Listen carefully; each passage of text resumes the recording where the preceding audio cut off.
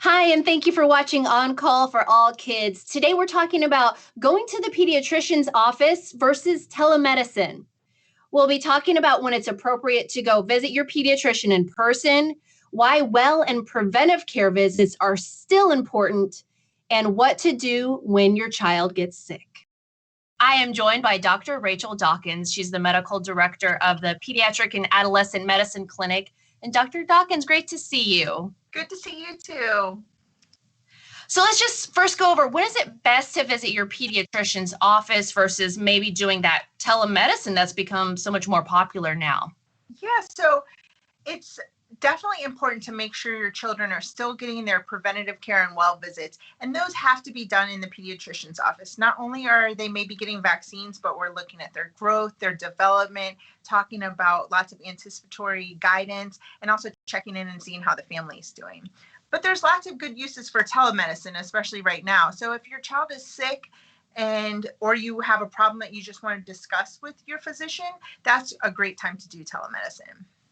So it's still important. Talk a little bit about those annual well checks. We should still be scheduling them, still sticking to that vaccine schedule. Talk to that a little bit. Yeah, so it's really important that children are still being seen for their regular routine physicals. So kids under 2 are seen pretty frequently, and most of those visits involve vaccines. And we want to make sure that our children are still vaccinated so we don't see a rise in some of these vaccine preventable illnesses like measles, whooping cough or pertussis, even rotavirus. So because some kids are delaying the vaccines because their parents are afraid to bring them in for their checkups or aren't sure if they're supposed to, we're concerned that we might see a rise in those illnesses. And on top of everything else going on, that would be terrible to have an outbreak of measles in the community.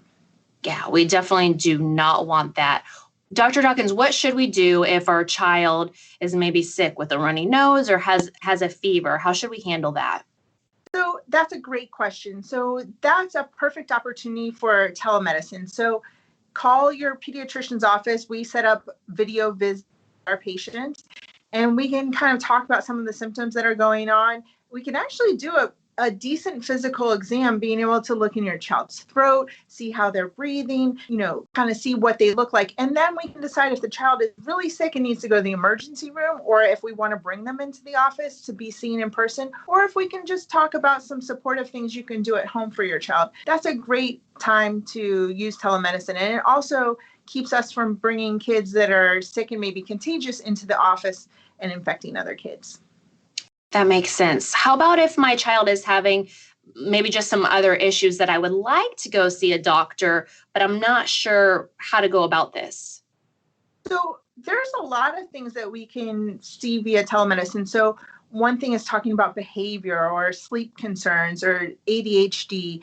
We can also talk about asthma and do medication refills via telemedicine. So there's lots we can do. There's some things, if your child needs a urine test or a blood work done, they're obviously going to have to come into the office for those things. But most things we can at least start with telemedicine. And if your child has to come in, we can do that too.